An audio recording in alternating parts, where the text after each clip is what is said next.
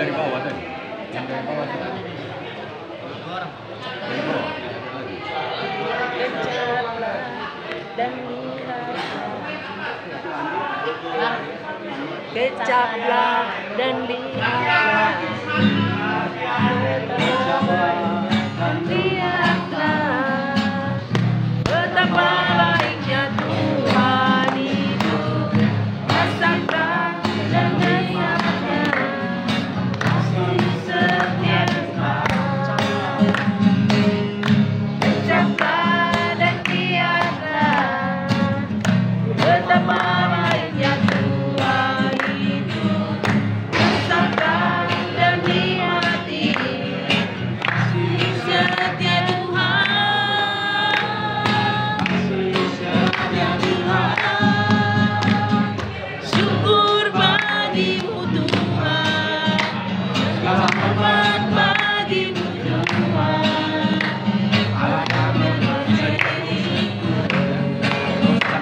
Allah yang memeliharaku, ku dapat dalam Yesus. Dia tak pernah tinggalkanku, setia menopangku,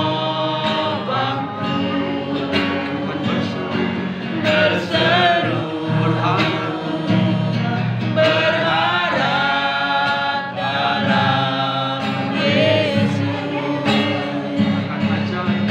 Ajarlah Tuhan, Tuhan penuh kuasa, sanggup pulihkan keadaanku, dalam tanganmu seluruh hidupku tak akan goyah selamanya.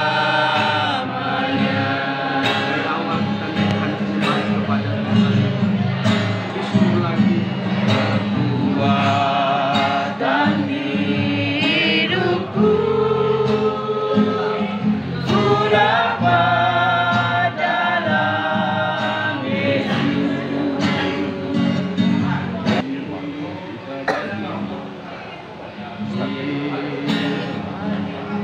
Kita bagi kakiku, terang bagi jalanmu. Firman-Mu kita bagi kakiku, terang bagi jalanku.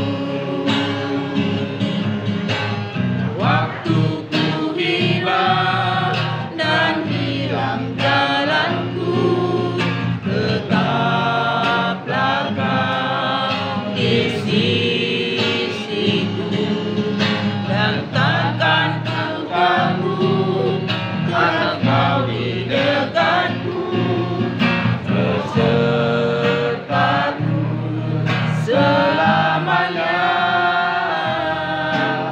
Firman-Mu kita bagi kakiku, terang bagi jalanku.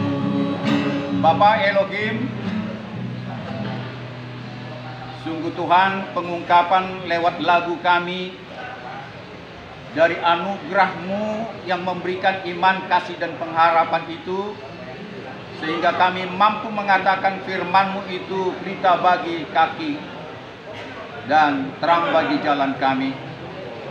Sama seperti pengungkapan daripada Raja Daud, berkatilah pengungkapan kami yang sungguh-sungguh kami rasakan dalam kehidupan kami hari lepas hari.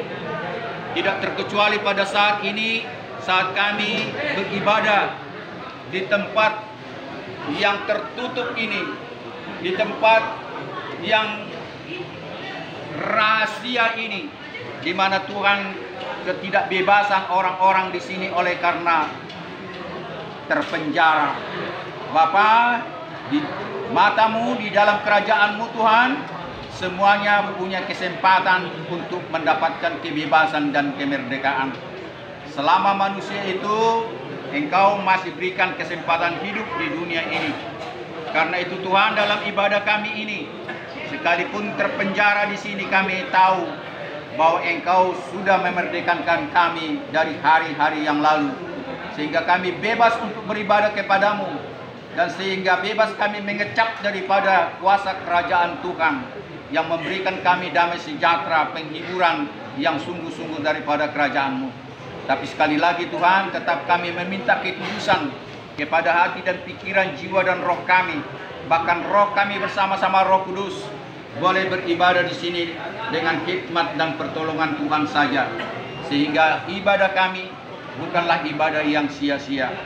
Sebentar Tuhan, firman-Mu akan disampaikan, layakkan hamba-Mu Tuhan, sehingga semua kami dapat mendengar, melihat bagaimana wajah Tuhan menyinari hati dan pikiran kami, bagaimana kerajaan Tuhan hadir di tempat ini, sehingga kami penuh dengan sorak-sorai dan kemuliaan dan hormat bagi nama-Mu.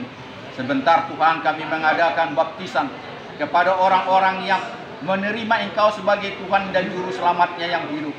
Bantu mereka Tuhan untuk mengatakan itu dari lubuk hati yang terdalam, dari pikirannya, dari jiwa dan batinnya, dan mampulah rohnya Tuhan mengatakan itu dengan sungguh-sungguh, sehingga Engkau mengakui pengakuannya bahwa Engkaulah Tuhan dan Juru Selamatnya. Semuanya itu bukanlah karena mereka mencari Engkau, tetapi Engkau yang sudah mencari mereka sampai di tempat yang hina ini. Terima kasih Bapa, kami percaya juga lewat perjamuan kudus yang mengingatkan kami akan kematian Tuhan, Engkau memberikan daging-Mu untuk terpecah-pecah bagi manusia, dan darah-Mu tertumpah untuk perjanjian baru untuk manusia itu, demi penghapusan dosa dan keselamatan nantinya. Karena itu juga kami berdoa Tuhan, berkati dan kuduskan perjamuan kudus nanti, sehingga peringatan akan Engkau Tuhan betul-betul dalam kehidupan kami, dan kami Tuhan dapat mengaku dalam segala dosa dan pelanggaran kami. Terima kasih Bapa, semuanya kami alaskan ini dalam nama Bapa, Anak dan Roh Kudus. Haleluya. Amin. Acara dipersiapkan 2 minggu yang lalu, di mana kita memperingati hari kematian, kebangkitan, dan kita sudah persiapkan pada saat hari kenaikannya ke sorga tanggal 13 kemarin. Tetapi kita dan dipilih oleh Tuhan, kita melakukan pembaptisan pada hari ini dan perjamuan kudus. Oleh karena memang demikianlah, kalau perjamuan kudus itu layaknya diperingati kepada hari-hari yang besar. Tidak salah kalau perjamuan kudus itu tetap dilakukan setiap hari, tidak menjadi keharusan dan tidak pula menjadi salah. Tetapi apapun yang kita lakukan kepada Tuhan, kapanpun yang kita lakukan perjamuan kudus itu, tentunya harus datang daripada pertolongan Roh Kudus. Sehingga apa? Sehingga peringatan akan Dia betul-betul lahir daripada pengakuan kita bahwa Dia sudah sengsara dan mati untuk kita. Amin. Amin. Karena itu saudaraku, mari kita buka Matius 5. Ya, saya kembali berbicara tentang khotbah Yesus Kristus, Yesus Hamasiah waktu di bukit. Tempo hari khotbah saya yang terakhir, saya berbicara tentang lemah lembut, ya, tentang lemah lembut, dan itu ucapannya yang ketiga di dalam ayat yang kelima, dan juga ucapannya yang pertama, orang yang miskin di hadapan Tuhan akan memiliki warisan kerajaan sorga, yaitu ayat yang ketiga. Ayat yang ketiga, betul? Ya, ucapan yang pertama.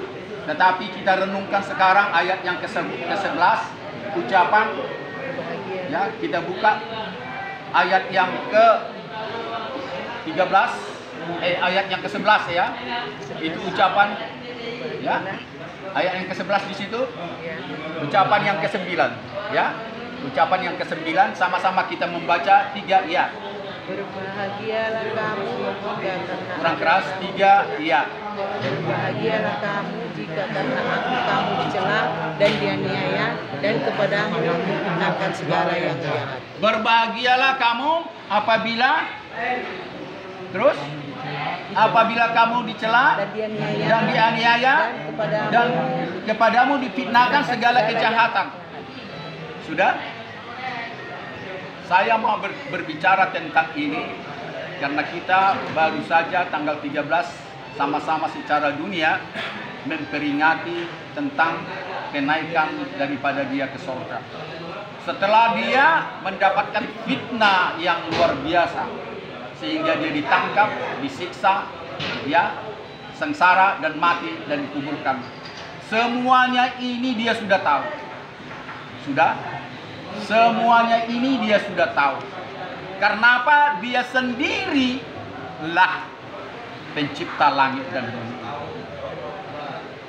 Sekalipun dalam kehadirannya dalam wujud manusia yang 100%. Sering sekali saya katakan itu agar dunia tahu, agar saudara jangan lupa. Sama seperti dia mengatakan sebelum dia ditangkap.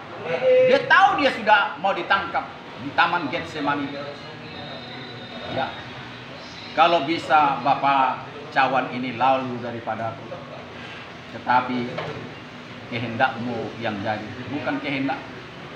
Sampai dikatakan berulang-ulang 3 kali, ya, kalau saya tidak salah. Kalau bisa jangan sampai cawan ini, ya. Tetapi lalulah kiranya oleh karena dia tahu sebagai manusia, jangan pula kita keliru.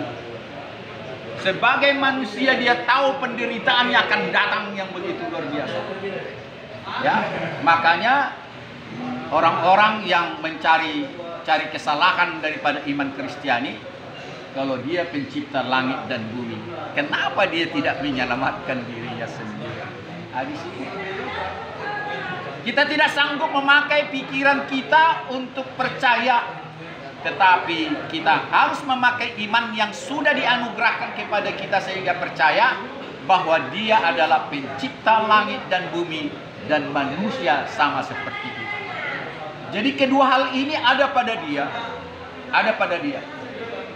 Ini saya buktikan dan kita buktikan dan Babel sudah membuktikan bahwa sekalipun dari sejak lahir dia belum nampak ketuhanan yang ada padanya. Keilahian yang ada padanya belum dinampakkan. Ya, ada waktunya dia menampakkan itu. Ya, yang paling nampak sekali, saudara ingat bagaimana perkawinan di Kana? Maria ibunya mengatakan, anggur sudah habis. Lakukanlah, artinya mintalah kepada Bapa. Dia tahu anaknya ini adalah pencipta langit dan bumi.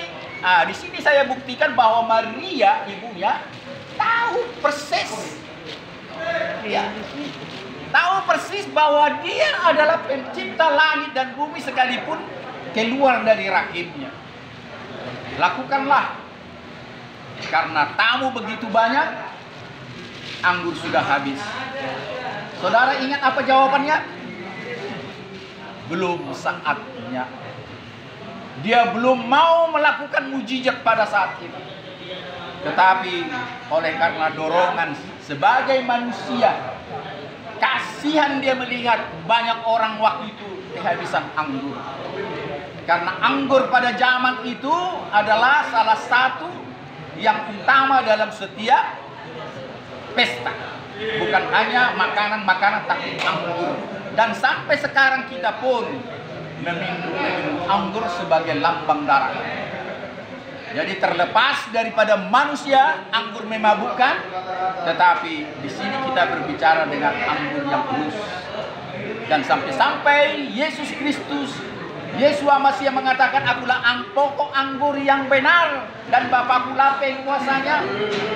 Setiap ranting yang tidak berbuah dipotongnya, tetapi setiap ranting yang berbuah dibersihkannya agar menghasilkan buah yang baik. Jadi saya mau katakan, saya mau buktikan bahwa Bible ini mengkuduskan anggur. Ya, mengkuduskan anggur. Jangan dikatakan itu adalah suatu yang haram. Tetapi kalau kita memakainya sesuai dengan kehendak daripada Bapa kita di sorga, kenapa tidak? Dan Rasul Paulus juga, ya dia sudah rasul, muridnya Timotius. Dia pernah mengatakan, "Hai Timotius, aku melihat tubuhmu itu agak lemah. Minumlah sedikit anggur untuk menguatkan tubuhmu agar kelihatan lebih segar." Jadi kita harus aminkan bahwa makanan dan minuman bagi Tuhan akan menjadi berkat apabila kita memakai sesuai dengan dosisnya. Tetapi kalau tujuan kita minum anggur yang ada di hadapan saudara-saudara di sini ada untuk memabukkan, yaitu kembali saudara yang menanggung. Tetapi saya membawa anggur di sini untuk kita minum bersama-sama, melambangkan bagaimana darah Yesus Kristus yang sudah tertumpah. Dan dia mengatakan untuk kita mengingatnya itu untuk selama-lamanya. Saya kembali kepada Matius 5, ya, yaitu ayat yang ke-11, ya. Berbahagialah kamu apabila Kamu dicela. sambung. Apabila kamu dicela dan dianiaya dan difitnahkan segala kejahatan kepadamu. Akhir-akhir ini viral di media sosial. Sangat viral di media sosial tentang Ahok. Ya, betul?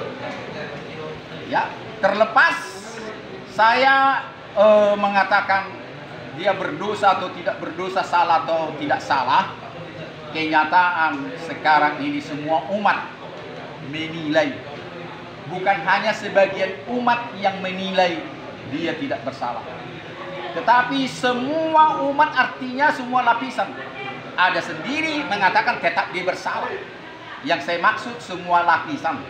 Lapisan yang disebut adalah lapisan budaya, lapisan daripada agama, lapisan dari kepercayaan, lapisan dari sosial politik, lapisan dari orang yang berilmu, lapisan dari orang miskin, lapisan daripada orang kaya. Semua lapisan ada mewakili mengatakan dia tidak bersalah.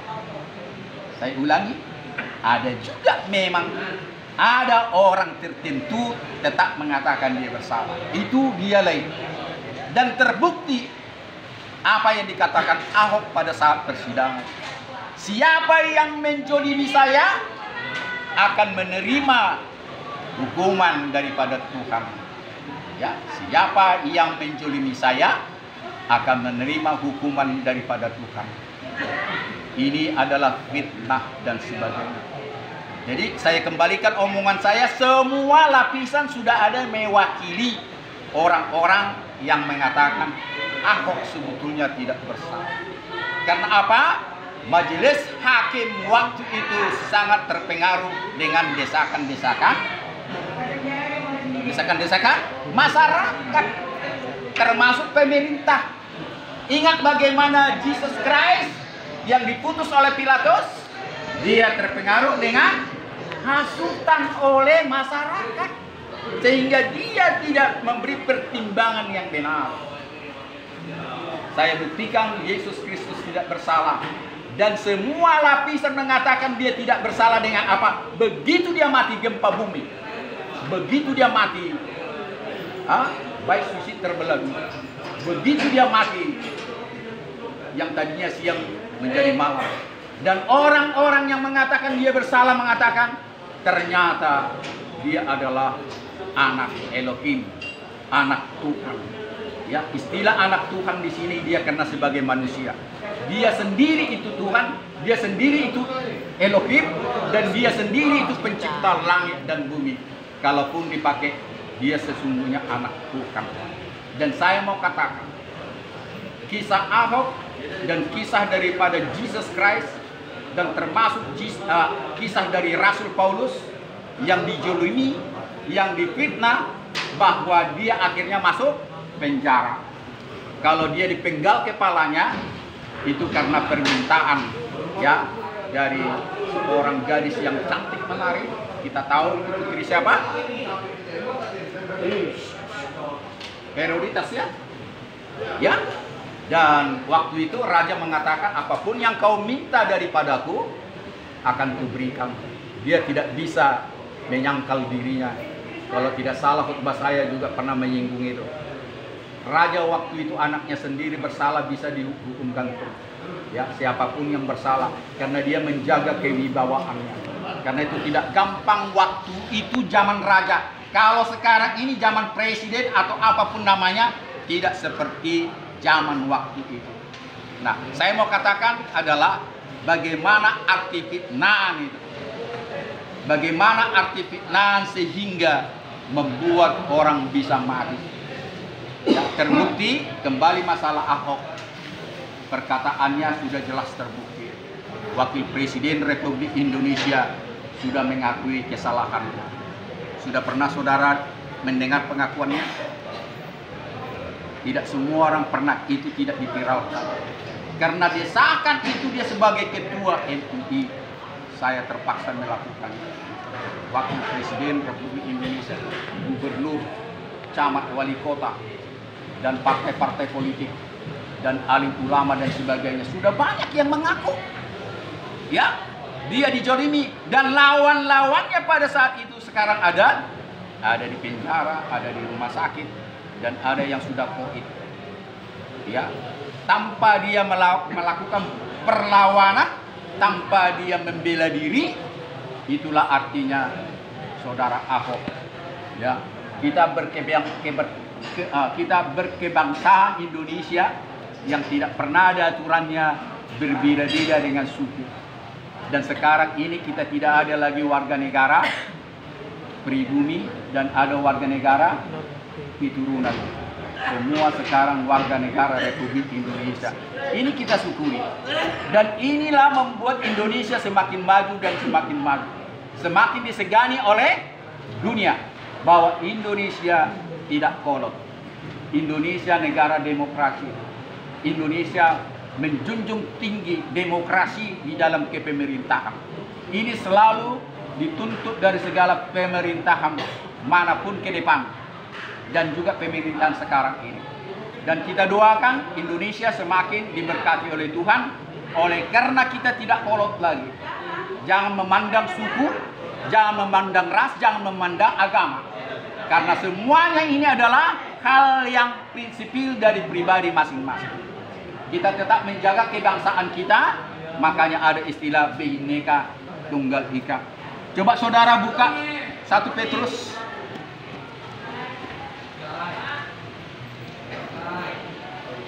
Buka 1 Petrus 2 ayat 12. Tolong yang kencang membaca, bantu saya. 1 Petrus 2 ayat 11. Ayat 12. Milikilah cara hidup yang baik di tengah-tengah bangsa-bangsa bukan Yahudi, supaya apabila mereka memfitnah kamu sebagai orang durjana, mereka dapat melihatnya dari perbuatan-perbuatan yang baik dan memuliakan Allah pada hari Ia melawat mereka. Nah, miliki perbuatan yang dimaksud sehingga pada saat saudara kena fitnah, pada saat Ahok kena fitnah, kelihatan akhirnya. Ayo kita baca sekali lagi yuk, jangan sampai lupa ini. 3, ya. Milikilah cara hidup yang baik di tengah-tengah bangsa-bangsa bukan Yahudi, supaya apabila mereka memfitnah kamu sebagai orang durjana, mereka dapat melihatnya dari perbuatan-perbuatan. Dari pohonnya lah dikenal, dari buahnya lah dikenal. Pohonnya dari perbuatan-perbuatanmu itulah nanti mengcounter, melawan, membantah, menjawab segala tuduhan-tuduhan palsu kepadamu. Jadi nggak usah gentar, tidak usah takut. 1 Petrus, baca lagi. 1 Petrus 3:13 sampai 17. Pertama Petrus 13. Dan siapakah yang akan berbuat jahat terhadap kamu jika kamu rajin berbuat baik? Tapi sekalipun kamu harus menderita juga karena kebenaran, kamu akan berbahagia. Sebab itu janganlah kamu takuti apa yang mereka takuti, dan janganlah gentar.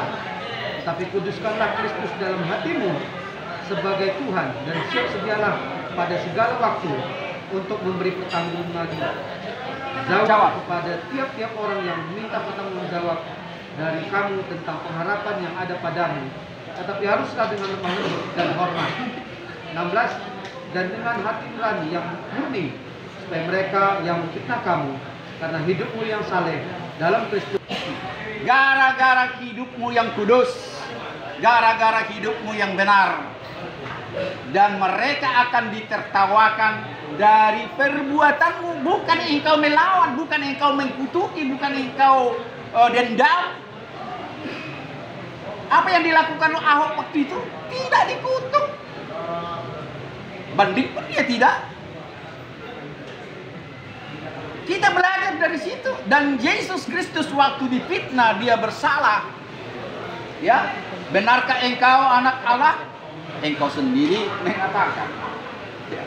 Dia tidak pernah menjawab tuduhan-tuduhan sama dia. Betul, Pak Pendeta? Dia tidak menjawab tuduhan kepada dia sampai 3 kali ini, karena Yesus juga sebagai manusia dan sosok Ahok. Banyak sosok yang lain termasuk Paulus. Ya. Dan inilah yang saya sarankan kepada yang sebelah kiri saya ini. Pendeta si tipu. Ya.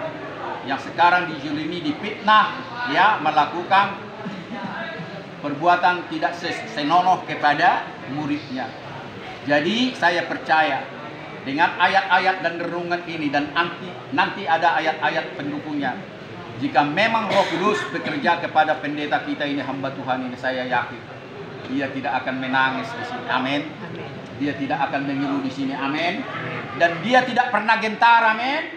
Dan dia tidak pernah menyesali. Amin. Karena apa? Di dunia ini kita harus mendapatkan segala sesuatu seperti itu. Di dunia ini tidak mungkin hanya berkat kekayaan, kecantikan, kehormatan, apalagi kesehatan. Tidak. Justru dalam kelemahanlah kita akan dikuatkan. Kalau hamba Tuhan dulu diingat dari perkataan, ya, Filipi 3 ayat 13, ya kan?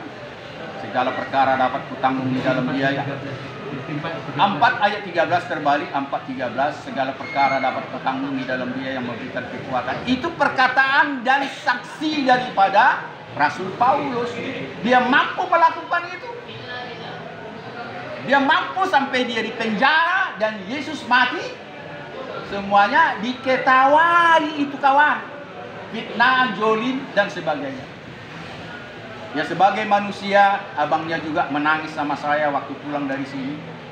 Tolonglah adik saya itu baik-baik, Pak Pendeta. Dia itu yang support saya dari sekolah. Saya antar-antar dia itu baik sekali. Tolonglah. Padahal bolak-balik saya tanyakan dalam bahasa Karo, betul enggak kau melakukan itu? Tidak, karena Bapak Pendeta ini tahu. Tidak, Bang, katanya. Bolak-balik saya tanya, betulkah? Tidak, Bang, katanya. Jadi di sini tentu ada yang pembohong. Betul kan? Salah satu dari pihak ini pasti ada yang berbohong. Apakah Pak Pendeta ini berbohong atau orang yang dilakukan tidak senonoh atau sama dengan keluarganya? Ya, ini kita bawa dalam doa. Karena bagaimanapun sebagai manusia kita pun hanya Tuhanlah yang tahu, dan mereka berdua. Sudah termasuk ya hambanya Ebit yang sudah melayani di panti asuhan. Ya, sekarang ini saya ulangi khotbah saya ini, dia itu tidak terbukti bersalah di pengadilan negeri karena dijuling, difitnah, melakukan tidak seperti. Kita tetap berdoa. Dan saya pun sampai sekarang belum ada keyakinan saya bahwa beliau atau Ebit ini tidak bersalah. Saya tidak berani mengatakan itu. Ya. Luar biasa, kecuali kalau Roh Tuhan sudah bicara sama saya. Sebagai manusia, saya belum tahu. Ya, hanya dialah dan wanita itu, dan Tuhanlah yang tahu mereka bertiga siapa yang berbohong dalam hal ini. Jadi saya mau katakan apa? Jika memang itu jolim, jika memang itu fitnah, berbahagialah engkau apabila engkau dicela. apabila engkau difitnahkan dalam berbagai-bagai kejahatan. Itu sudah dikatakan. Bahkan itu dikatakan dari lidah daripada Yesus sendiri. Ya, dari lidah. Karena dia sudah mengalami itu. Jadi jangan pernah kita melawan dalam arti dendam dan sebagainya. Sampai-sampai dia katakan ya sudah. Dan pada akhirnya doakanlah orang yang menjolimu, doakanlah yang memfitnahmu, dan berkati dia. Dan tidak pula menjadi semuanya itu baik.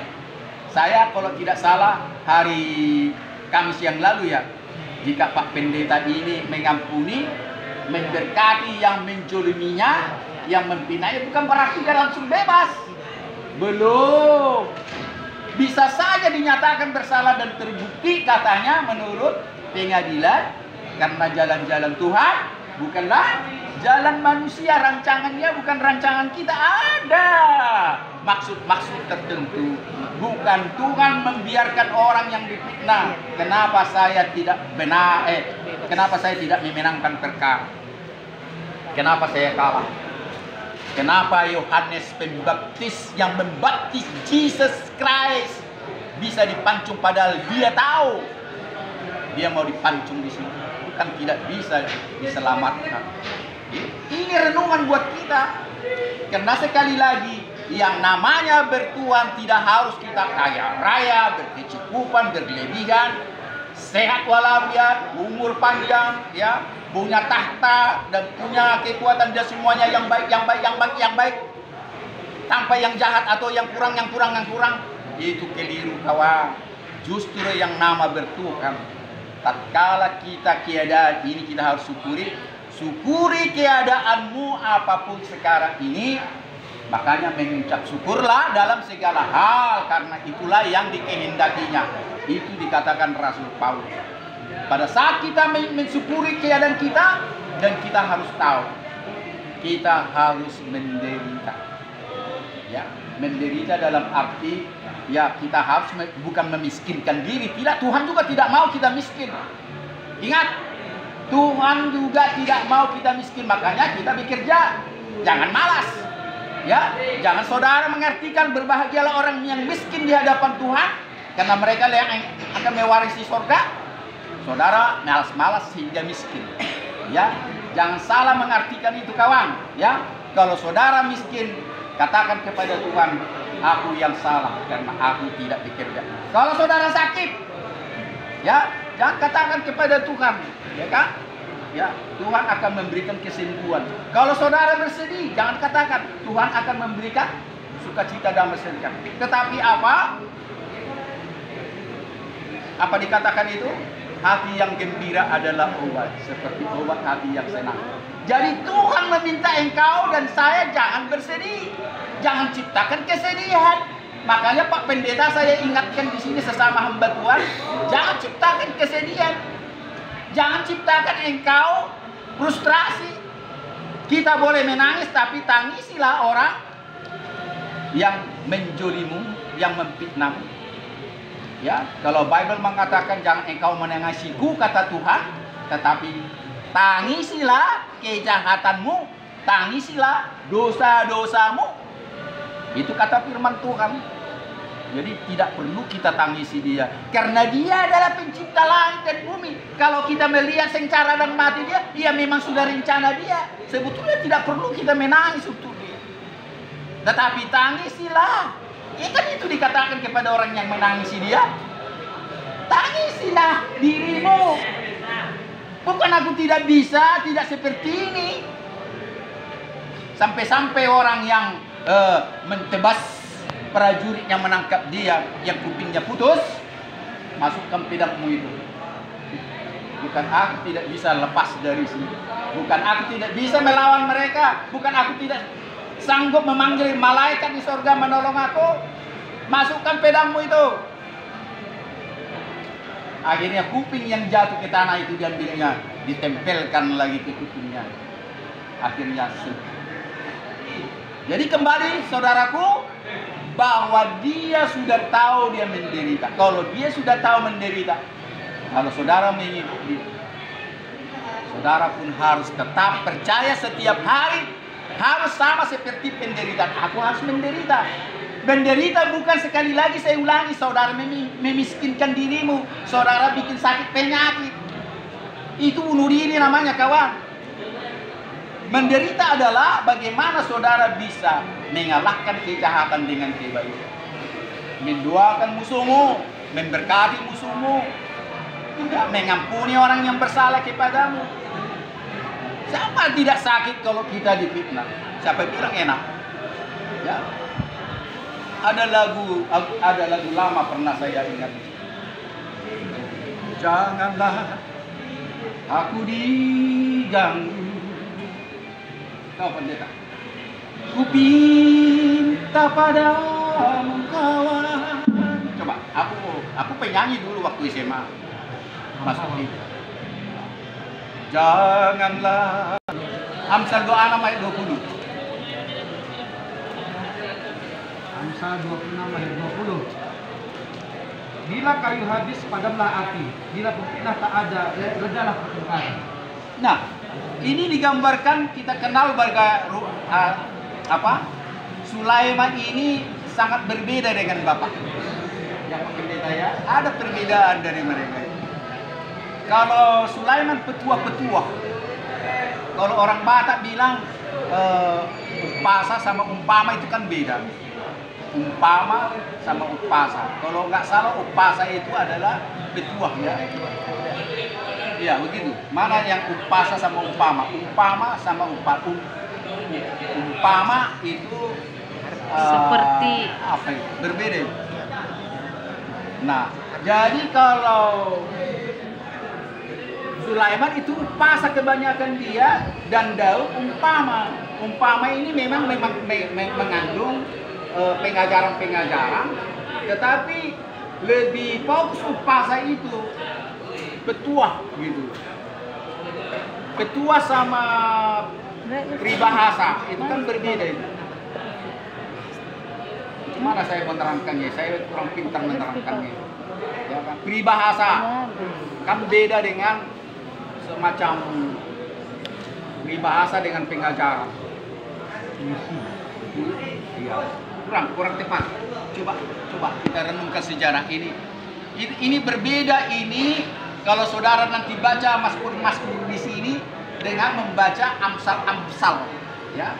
Nasihat itu di Amsal. Nasihat kan berbeda dengan seperti Mazmur untuk puji-pujian, ya kan? Doa gitu. Kebanyakan di situ puji-pujian dan doa dan pengakuan dosa. Nah, itu di Mazmur. Sedangkan di Amsal, yaitu perkataan Sulaiman, itu nasihat-nasihat. Dan kebanyakan nasihat ini kepada orang muda. Makanya saya anjurkan kepada yang tidak rajin baca Bible ini agar memancing gairah, selalu baca Mazmur dan Amsal. Itu bolak-balik. Jangan dulu dari ada pengajaran dari baru memulai baca Bible, tidak, kurang berarti, kurang efektif kalau dari Kejadian sampai Wahyu. Jangan yang empuk-empuk dulu. Nanti kalau saudara baca nanti silsilah raja-raja, macam mana saudara enak membaca itu? Ya kan? Saudara silsilah raja-raja, ya, ini melahirkan ini, mana kena sama kita ini? Ya. Jadi yang paling kena ya permulaan saudara mau senang baca Bible, bacalah Mazmur dan Amsal bolak-balik. Dan setelah itu bacalah Injil, jangan dulu Perjanjian Lama. Karena apa? Itu makanya sebabnya di Gideon itu suatu badan dunia penyebaran Bible Babilonia secara gratis. Itulah yang sering kita bagi-bagi itu kan, The Gideon. Nah, kenapa nggak dibikin di situ Perjanjian Lama? Ada banyak pertanyaan sama saya itu, Pak Pendeta, kenapa nggak dibikin Bible itu hanya perjanjian baru saja? Enggak?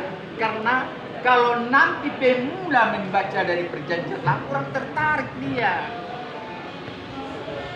Sulit nanti dia mengerti keselamatan.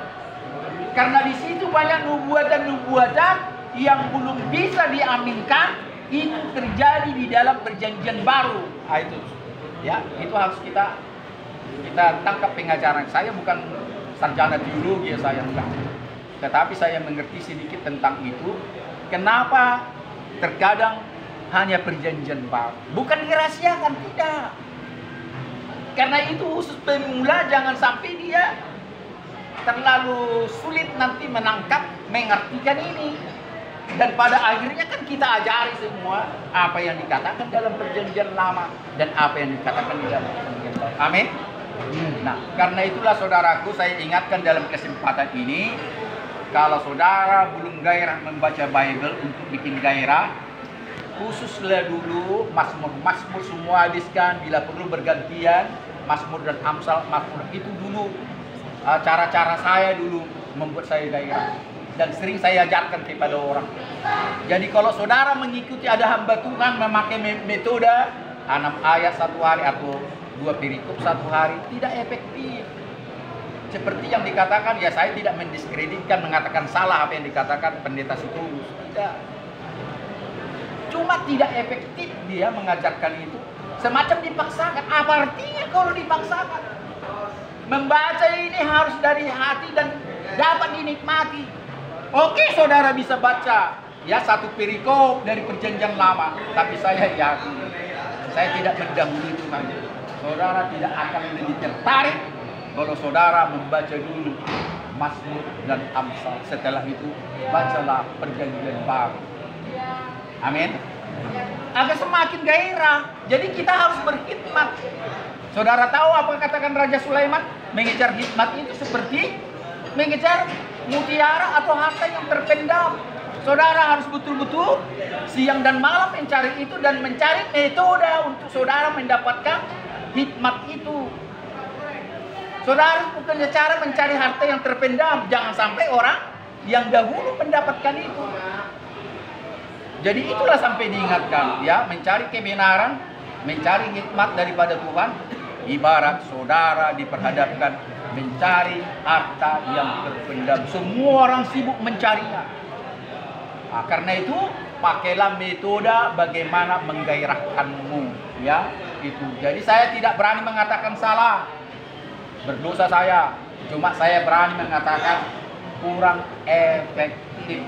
Karena perjanjian lama nanti saudara banyak perikop-perikop membosankan. Silsilah raja-raja, saya ulangi sekali lagi, ini. Ya kalau cerita para nabi ya enak juga. Tapi giliran nanti yang tidak menjemukan begitu lama membacanya, saya kira saudara bosan dan tidak nempel. Ya kalau saudara macam mana membaca Yakob mendapatkan si Rahel, enak juga. Tulangnya si Laban itu kan, enak ceritanya itu. Ya, enak kalau kita bacain. Tapi coba yang lain, belum tentu enak. Ya bagaimana si Simpson mengalahkan siapa itu? Siapa yang dikalahkan Simpson? Yang dikalahkan orang Filistin. Tapi dia dikalahkan sama istrinya, Delila.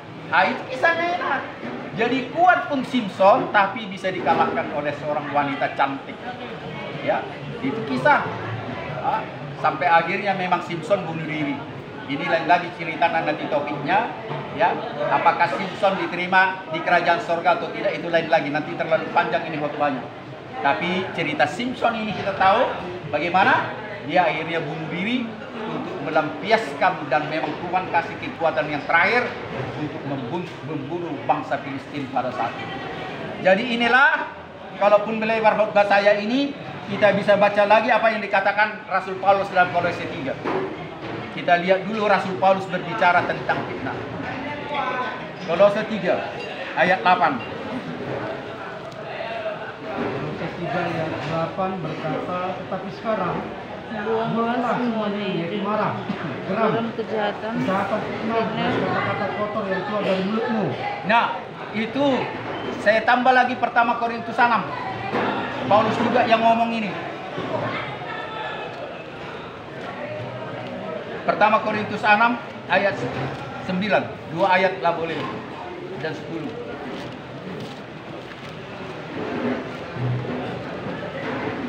Sudah? Ayo, 3 ya. Pertama Korintus, Roma Korintus, Pertama Korintus 6, 9, 10. Atau tidak tahukah kamu bahwa orang-orang yang tidak adil tidak akan mendapat bagian dalam kerajaan Allah? Jangan sesat, orang cabul, menyembah berhala, orang berzina, benci orang pembunuh, benci orang kikir, pemabuk, pemfitnah dan penipu tidak akan mendapat bagian dalam kerajaan Allah. Oke, jadi saya mau buktikan salah satu di situ fitnah. Ya, satu lagi Paulus sering berbicara tentang fitnah. Ada banyak itu, nanti terlalu panjang. Tetapi kenapa dia tidak berbicara tentang fitnah tatkala dia berbicara tentang kasih? Oh ini, saya dalami. Pertama Korintus 13 ayat di situ, kok tidak ada di situ fitnah? Coba saudara buka lah di situ. Pertama Korintus 13 ayat gitu. Coba kita buka sama-sama. Di situ tidak ada fitnah dikatakan. Padahal dia sering berbicara tentang fitnah. Ya. Termasuk dalam pertama Korintus dan 2 Korintus, di Kolose tadi. Ada banyak itu. Minimal belasan lagi ada. Dia berbicara tentang fitnah. Tetapi menjadi pertanyaan saya tatkala merenungkan, loh, kok di pertama Korintus 13 masalah kasih, padahal di situ adalah kalau berbicara tentang kasih di situ mencakup semuanya. Coba baca ayat yang ke berapa itu? Ke-8 kalau saya tidak salah tuh. Kasih adalah itu. Kasih tidak bersudahan. 3 bukan di atasnya lagi. Sebelumnya. Kasih itu nah, 3 ya. Kasih itu sabar, kasih itu murah hati, ia tidak cemburu, ia tidak memenggangi diri dan tidak sombong, ia tidak melakukan yang tidak sopan dan tidak mencari keuntungan diri sendiri, ia tidak bermarah dan tidak menyimpan kesalahan orang lain. Ia bersuka-cita karena ketidakadilan, tetapi ia bersuka-cita karena kebenaran. Ia menutupi segala sesuatu, percaya segala sesuatu, mengharapkan segala sesuatu, sabar menanggung segala sesuatu. Kasih tidak bersudahan membuat akan terlalu panjang. Saya mau buktikan di situ tidak ada fitnah. Betul? Iya.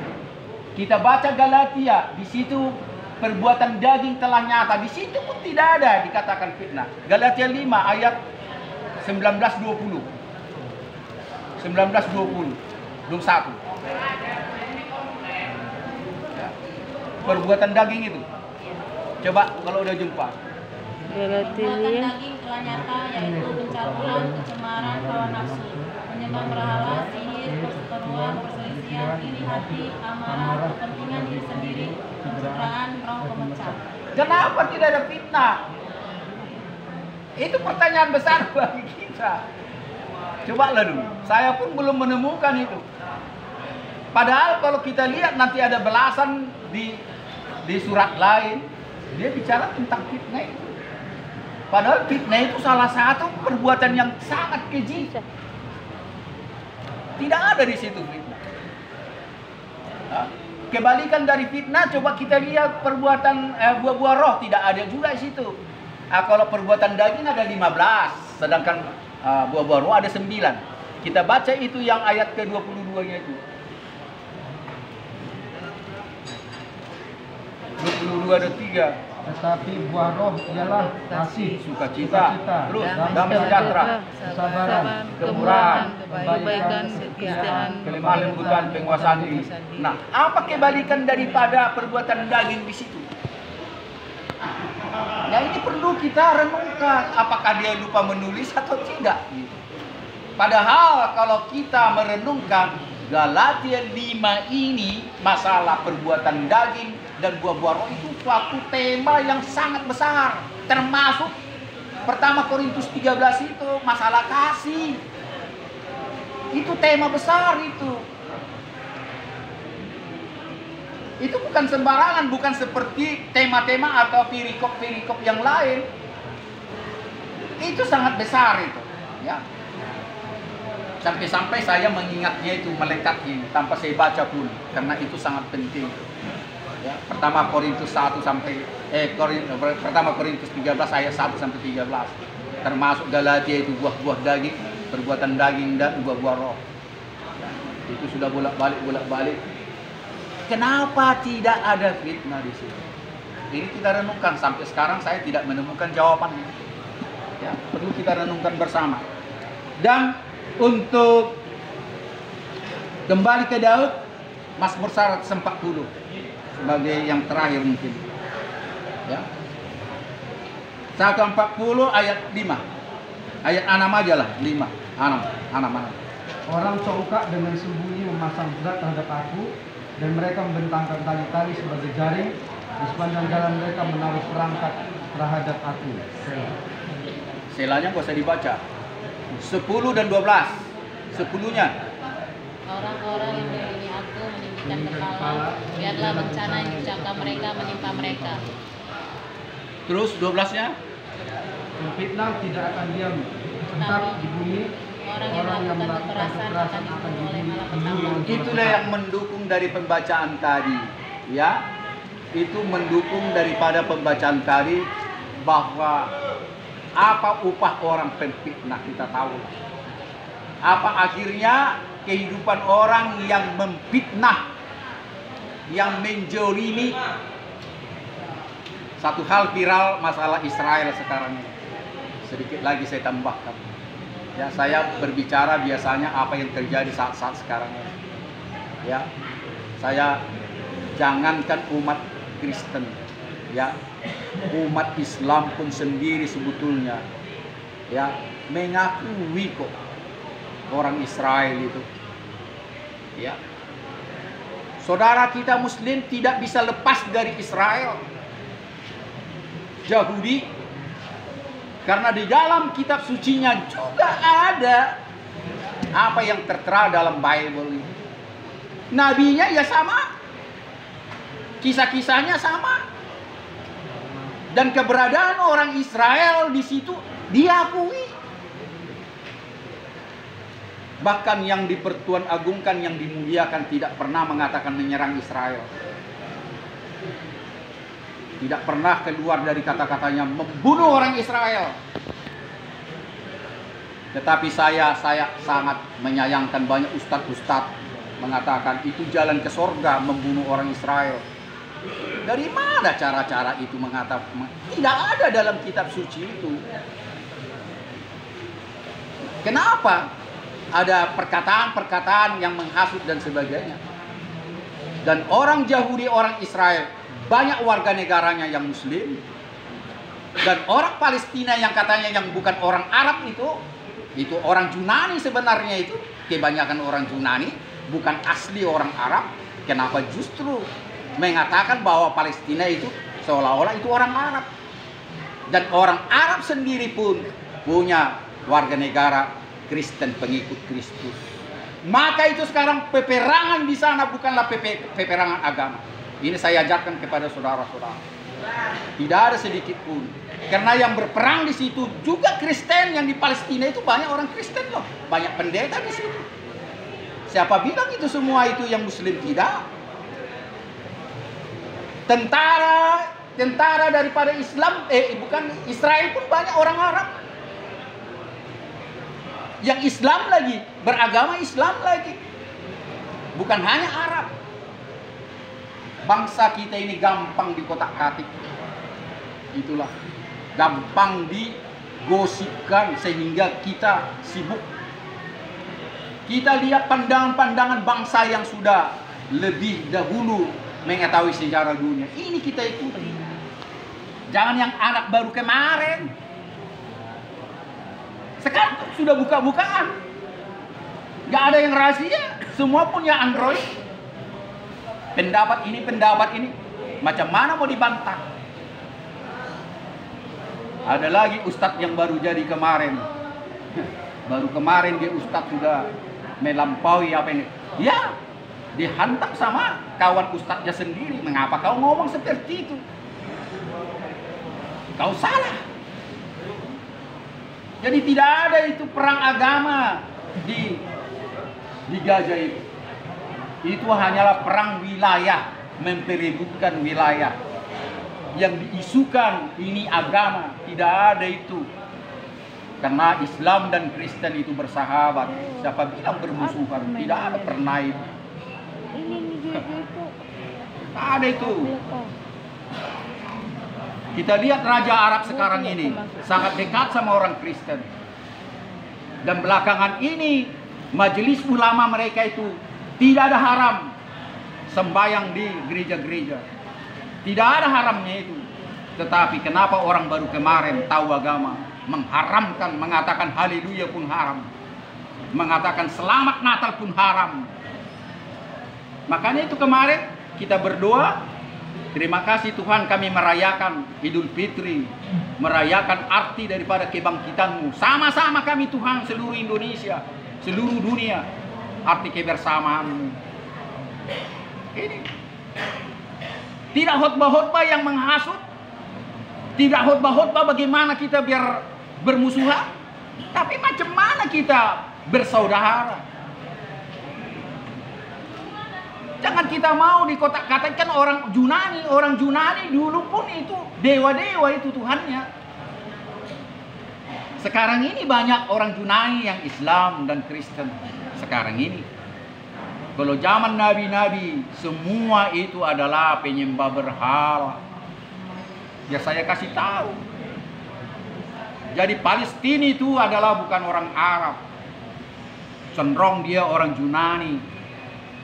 Mereka datang ke sini, makanya dulu Daud berperang sama si Goliat. Si Goliat itu orang Filistin itu. Jangan dibilang itu orang Arab. Jangan kita mau diadu domba seolah-olah apa Israel dan Arab itu berperang. Tidak, yang berperang sebetulnya sama Filistin. Penyembah berhala.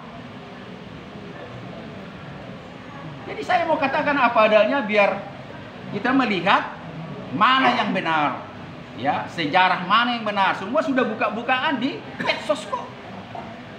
Tapi kalau kita hanya percaya kepada maha guru kita, pendeta kita yang baru kemarin, atau ulama yang lain, habislah kita dibodoh-bodohi pengajaran palsu, sehingga kita diombang-ambingkan. Ya, jadi sekali lagi, kemampuan Israel di kitab suci manapun sudah tertulis itu. Bangsa yang diurapi dan bangsa yang dipilih. Jadi saya tambahkan dulu, kita baca dulu di Roma. Ayo di Roma. Masih ada waktu. Kalau menyinggung soal itu saya tidak bisa tidak membaca Roma. Ini perkataan Rasul Paulus di situ. Coba buka Roma 11.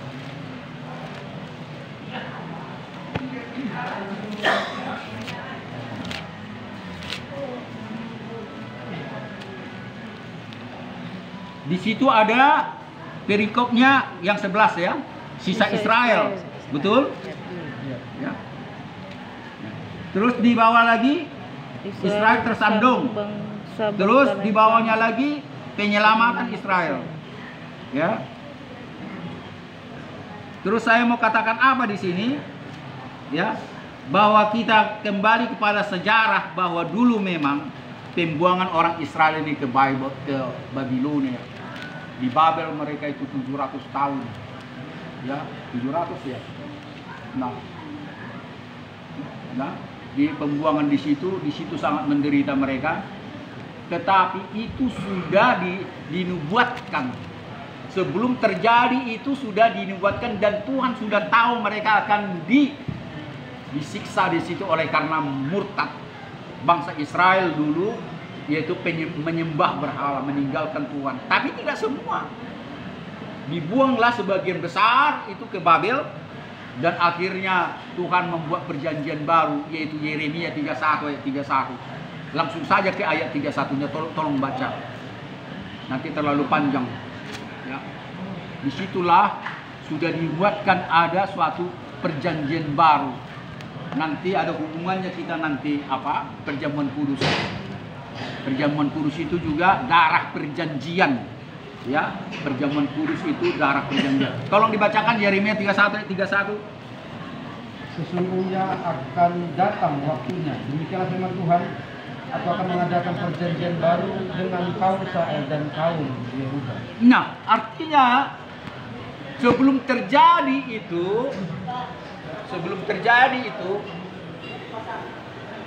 bahwa sudah dilakukan yaitu penyiksaan, pembuangan ke Babel. Ya, sudah dilakukan itu. Dan pada akhirnya perjanjian baru itu dinubuatkan kepada datangnya atau lahirnya raja di atas segala raja. Kita bisa baca Yesaya, kita bisa baca Mika, kita bisa Yeskiel, banyak di situ tentang nubuatan lahirnya Mesias. Ya kan, akan lahir, ya kan, bahwa perjanjianku pun akan kuperbaharui dan kalau mereka mendengarkan suaraku. Dan saya mau katakan, saya cari-cari di sini, agak lupa saya di mana ayatnya. Ya, ini sangat penting ini. Tunggu sebentar.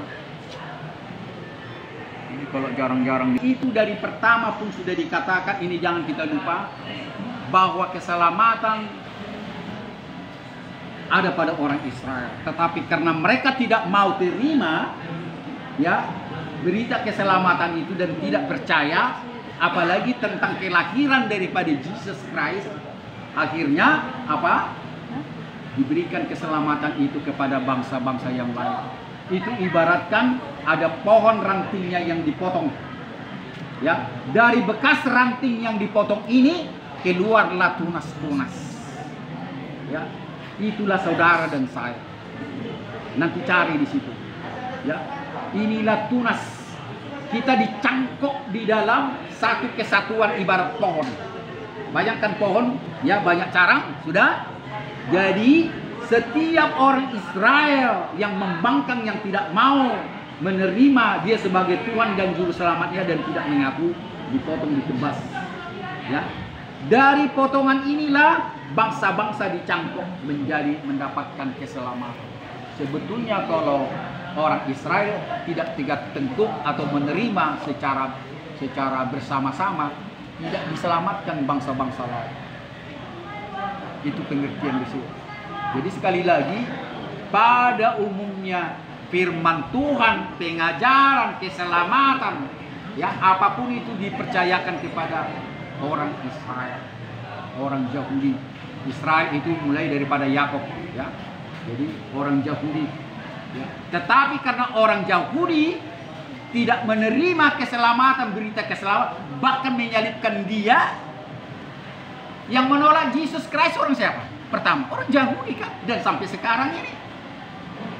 Padahal dia bangsa yang dinubuatkan, yang diselamatkan, dan bangsa yang menerima firman Tuhan.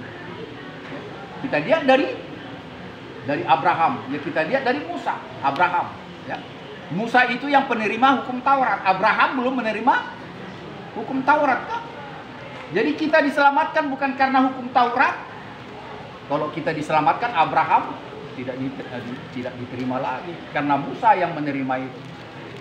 Ya, dari situlah mulanya hukum Taurat sampai sekarang.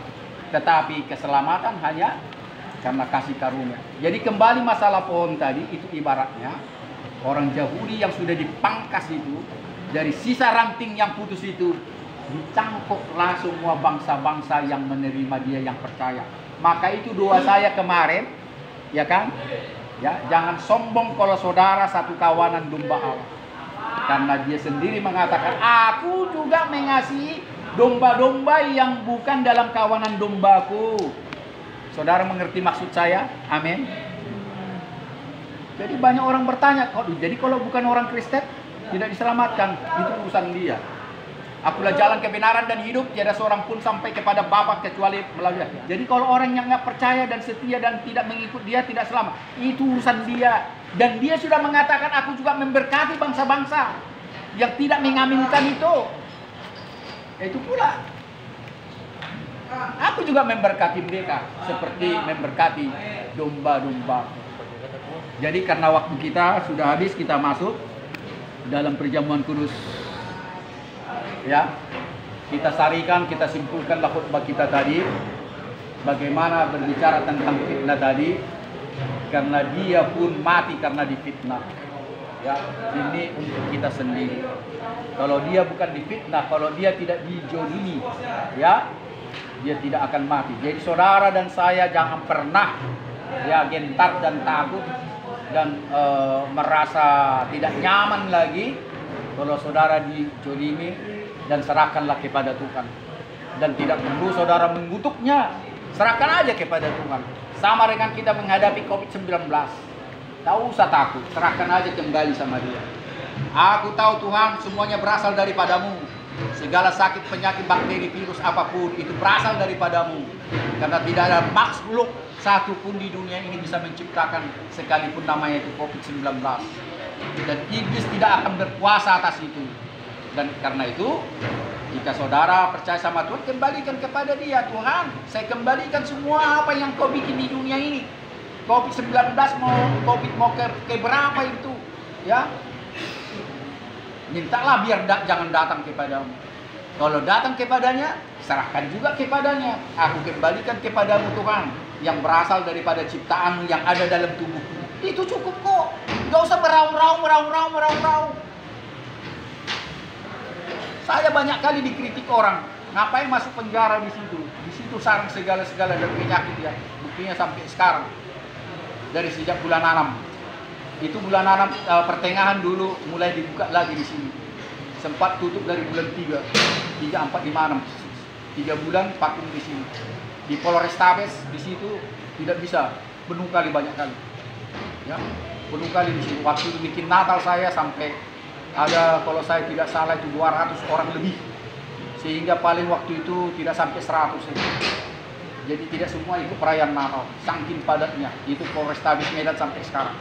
Memang dari dulu lebih banyak di sana daripada di sini. Ya. Jadi karena itu sampai sekarang belum kita dapat izin ke sana. Tetapi Polda waktu itu Martuani, kita langsung dikasih, waktu saya kasih surat. Waktu Pak Jokowi bilang itu apa istilahnya? Apa istilahnya bisa buka kembali? Bukan. New normal. Hah? New normal. New normal. New normal. Ya, new normal baru, normal kembali. Normal kembali. Ya, tapi artinya kita ikut protokol. New normal dalam hubungan kita ciptakan protokol. Kalau dulu kan nggak ada itu prokes itu. Dari situlah saya bikin surat sama Pak Martuani, langsung dijawab dalam tempo 10 hari. Masuklah kita kembali dari mulai, jumpulah sama Pak Ibu ini ya. Kita di situ sudah ada banyak. Kalau dulu banyak kali sampai di sana. Jadi itulah sekedar bagaimana kita menyinggung masalah apa itu fitnah. Jadi jangan pernah saudara ya terus merasa tidak dinaungi atau tidak disertai Tuhan, tidak dibela Tuhan. Terkadang saudara tidak dibela, ya, demi melihat bagaimana kau setia nggak sampai mati. Ya, sama dengan dia sebagai manusia bukan tidak bisa dibela bapaknya, yaitu pencipta langit dan bumi. Karena dia sendiri itu ada berkuasa sama dia. Ingat apa yang saya katakan tadi? Bukan tidak bisa saya panggil beberapa banyak malaikat menjaga saya biar saya jangan ditangkap. Itu perkataan itu ingat, bukan tidak bisa saya panggil malaikat menjaga saya tatkala yang mengikut dia menebas kuping daripada prajurit. Jadi jangan lakukan ini. Kita masuk ke dalam perjamuan kudus. Saya minta kepada saudara-saudara yang mau saat ini menerima dia sebagai Tuhan dan Juru Selamatnya secara pribadi. Selama ini mungkin saudara sebagai seorang Kristen memang betul, tetapi secara KTP. Karena bolak-balik hamba Tuhan dan masih banyak orang tidak mengerti bahwa Kristen itu bukanlah sebetulnya agama. Karena kalau dibilang Kristen adalah pengikut daripada Kristus. Kalau agama jangan pakai Kristen. Kalau sudah pengikut Kristus itu sudah melebihi beragama Kristen. Itu artinya melebihi. Karena apa? Karena banyak orang beragama Kristen bukan pengikut Kristus itu pula. Pakai ya. Tolong kita cerna. Banyak orang Kristen, banyak agama Kristen bukan pengikut Kristus. Ya kan? Jadi Kristen itu sebetulnya bukan agama. Lebih bagus kita bikin agama, tapi karena pemerintah Indonesia ini harus pakai agama, ya kita bikin lagi. Itu artinya, karena banyak orang tidak bisa mengartikan itu. Kalau hamba-hamba Tuhan mengatakan itu. Tetapi kalau direnungkan dalam-dalam, sesungguhnya Kristen itu tidak perlu dikatakan agama. Ya, tak beragama pun asal pengikut Kristus. Dulu mana ada istilahnya itu agama-agama Kristen. Sekarang ini itu ada. Kalau dulu pengikut Kristus sudah ada sampai zaman-zaman mendekati zaman ribuan sekarang. Jadi saya mau katakan, jika saudara mau dibaptis untuk pertobatan, jika saudara mau dibaptis untuk lahir baru, jika saudara dibaptis untuk menerima dia sebagai Tuhan dan Juru Selamatnya, ya saya akan layani. Tetapi sebelum saya layani, saya harus pertanyakan beberapa hal kepada saudara. Ya. Jika ada yang mau, saya mau saudara tunjuk tangan dulu, saya biar tahu. Biasanya setelah dibaptis itu, seperti gereja juga, saya memberikan surat baptisan. Ya, pelayanan saya juga pelayanan gereja namanya, walaupun tidak disebut di sini gereja. Bolak-balik saya bilang, gereja itu hanyalah mengartikan itu suatu organisasi. Ya, gereja bukan berarti rumah Tuhan. Gereja bukan hanya berarti di situ rumah Tuhan. Ya, kalau orang meninggalkan gereja berarti Tuhan masih di situ atau enggak? Yaitu gereja hanyalah organisasi yang menghimpun jemaat. Itu pengertian gereja. Kalau gereja yang sesungguhnya adalah tubuh Kristus itu sendiri. Karena kita ada di dalam Dia, maka kita juga gereja. Jadi nggak sulit mengartikannya itu. Makanya bolak-balik saya bilang, gerejamu adalah dirimu sendiri. Karena berangkat daripada apa yang dikatakan Yesus Kristus, ya, aku merubuhkan bait suci dalam 3 hari, aku membangunnya. Betul? Dalam 3 hari aku sanggup membangunnya. Orang tidak mengerti maksudnya. Yaitu dia sendiri sebagai yang turun ke dalam kerajaan maut.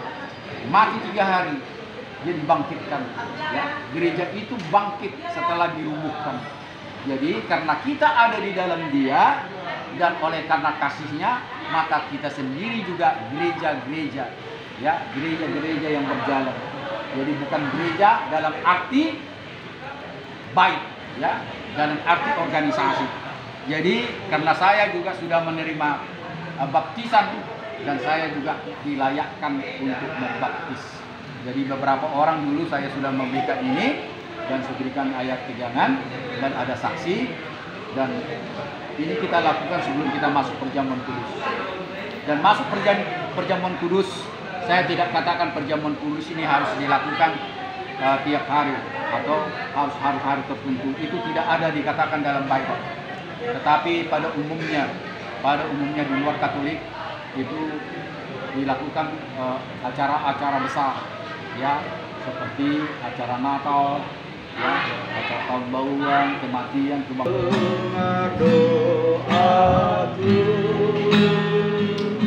baris ya, tiga baris, tiga, anak rekam, renggang.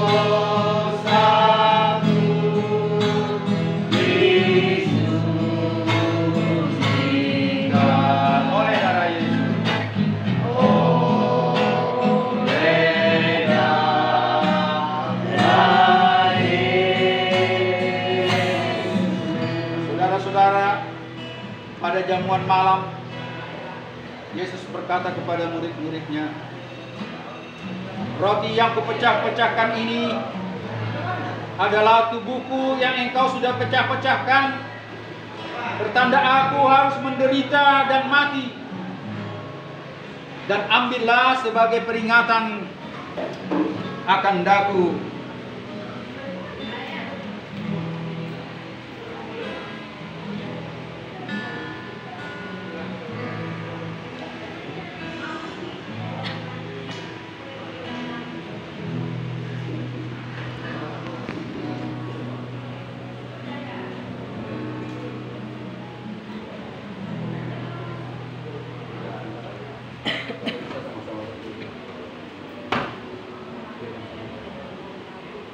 Kita angkat bersama-sama. Ambillah dan makanlah untuk peringatan akan daku. Silakan makan. Kita bernyanyi kembali salibnya sangatlah mulia.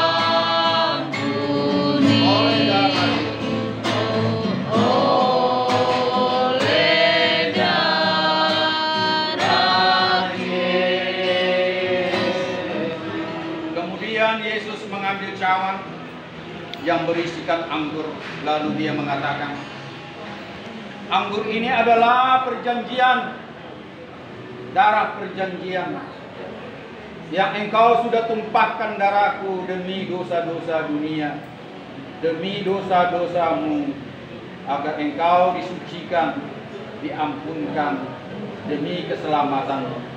Karena itu minumlah dan ingatlah akan dia.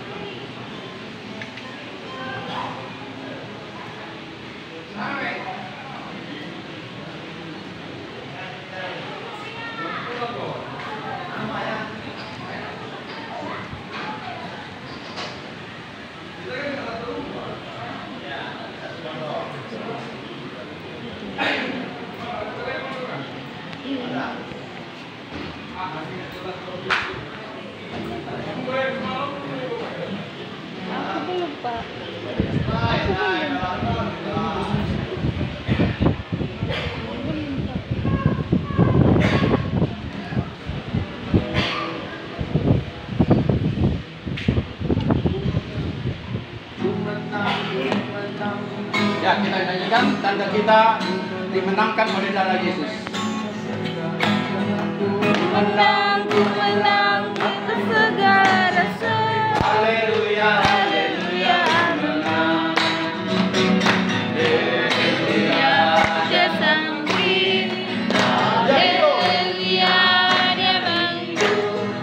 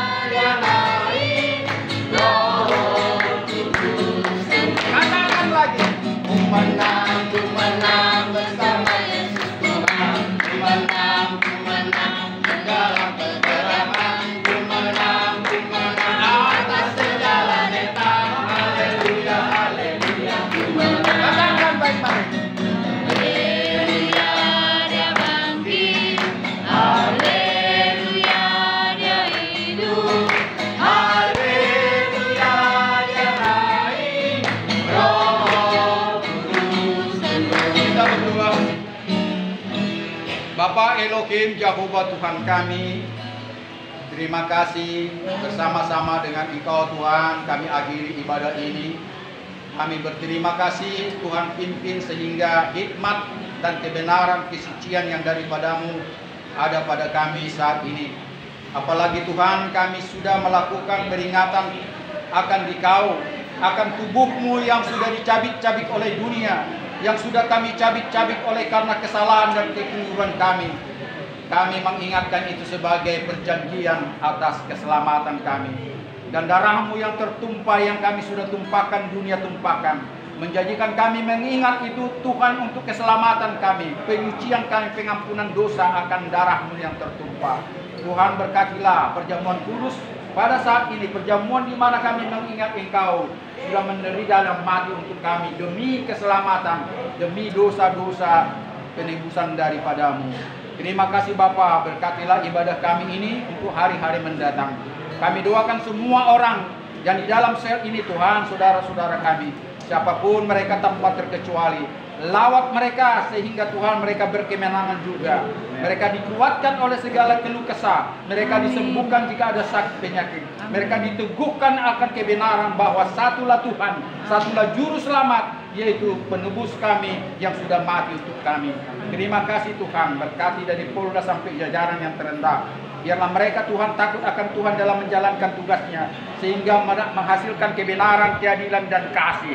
Karena itu Tuhan, biarlah Engkau tak jemu-jemunya untuk mendatangi semua polisi-polisi Sumatera Utara ini, agar mereka menjalankan kasih, kebenaran dan keadilan. Terima kasih kami doakan juga saudara-saudara kami, Engkau melayat suami, istri, anak-anak, orang tua kami. Biarlah Engkau juga melawat mereka saat ini sama seperti Engkau melawat kami di sini dan memberkati mereka sama seperti kami. Biarlah mereka berkemenangan juga Tuhan akan dalam ibadah mereka apapun ibadahnya sampai sekarang ini. Terima kasih Bapa. Kami rindu berkat-berkat-Mu turun kepada bangsa Yahudi Israel yang sampai sekarang itu Tuhan bertikai Tuhan kepada orang Palestina.